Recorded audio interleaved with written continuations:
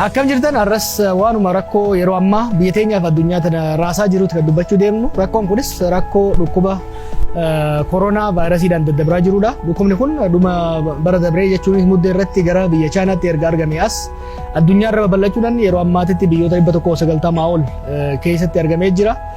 Biyyoota silaa jajjaboo ta'an diinagdee isaaniitiin caasaa mootummaa isaaniitiin hedduu jajjabaa ta'an kan Awurooppaa fi kan Ameerikaa hedduu laamsheesse amma immoo dabareensaa gara Afrikaatti dhufaa kan jiru.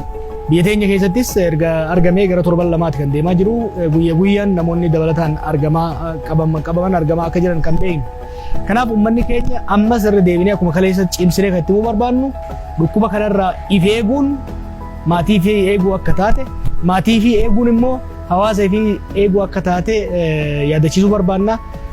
Dhukkuba kanarraa of eeguudhaaf malli guddaan harka fi qulqulleeffachuu yeroo qufaan harka fiititti yookiin immoo raasaa irratti osoo hin taane ciqilee ofii keessatti qufa'uun barbaachisaa akka taate san bira dabreetis hanga danda'ametti hoggaa tetteenyus hoggaa deemnus hamma danda'ametti walirraa fagaannee walirraa sissiinee taa'uun deemuun hedduu fardii akka ta'ee fi hedduu barbaachisaa akka ta'e ogeeyyoonni fayyaa barsiisaa jiranii. Uummanni keenya illeen kana dhaga'ee gorsa hojjeteen hanga ammatti hubannaan gaariin akka jiru kan abdataa jirru.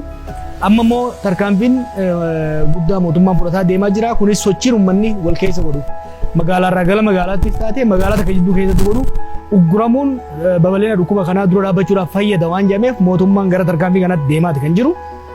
Uummanni keenya gorsa ogeeyyotaatii fi murtii mootummaan fudhatu kun dhaggeeffachuu qaba. Kan hoggaa jennu murtii mootummaan fudhatu rakkoo hin qabu jechuu miti. Biyya teenya keessatti biyya diinagdeen hedduu laafaa ta'e keessatti biyya hiyyummaan hedduu hamaa ta'e keessatti biyya namni ganama dalagatee waan galgala nyaatu ganama dalagatee ittiin jiraatu keessatti diinagdee irratti dhiibbaan dhufu hagamta nama keenya akka miidhu ni beekna jechuudha.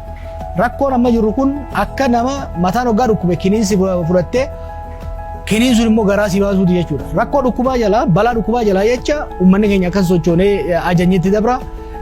Dhukkuba jalaa bahu jeeti rakkoo hiyyummaa rakkoo beelaatiif yeroo saaxilamuu danda'u keessa jirra jechuudha. Kanaaf ollaan ollaa gargaaruu qaba. Mootummaanis saffisaan uummanni keenya hiyyeessaa balaa beelaatiif akka hin saaxilamneef nyaata qopheessee raabsuudhaaf qophaa'uu danda'uu qaba.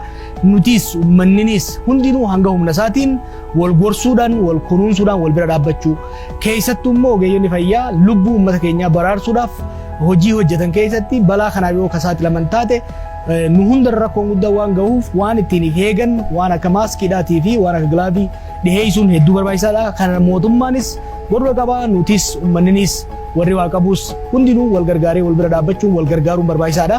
Dhumarratti rakkoo kanarra aanuudhaaf gaheen qaamota nageenyaa kan poolisaatii fi kan makalaakaadhaa hedduu barbaachisaadha. Yeroo kana keessatti namuu qajeelfama isaanii dhaggeeffachuun baay'ee barbaachisaadha. Isaanis uummataan wal kabajanii uummataan wal dhaga'anii qajeelfama itti kennamu raawwachuu irra deemuu danda'uu qabani. Kana jechuun murtii uummanni akka sochoone gochuu san hojiitti hiikuu keessatti uummataan osoo walitti hin bu'in manguddoo biyyaatiin dargaggootaan walii tumsanii hojjechuu qaban. Vaayirasicha akka isaan hin qabnes poolisiin komishiinaroonni poolisiitis akkasumas mootummaan waan ittiin eegan dhiyeessuu qaba. Uummanninis dirqama isaanii kana beekee fi dirqama isarraa eegamu akka bahu dhaamsa dabarsuu barbaanna.